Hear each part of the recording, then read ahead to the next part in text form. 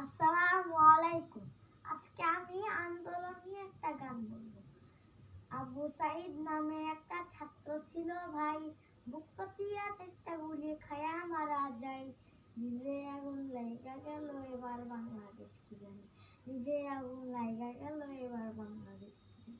কোয়ার্টারে একটা মুগ্ধ নামে একটা ছেলে আছে ভাই, সারাদিন পানি পানি করে যাচ্ছে ভাই, সারাদিন পানি পানি করে যাচ্ছে ভাই।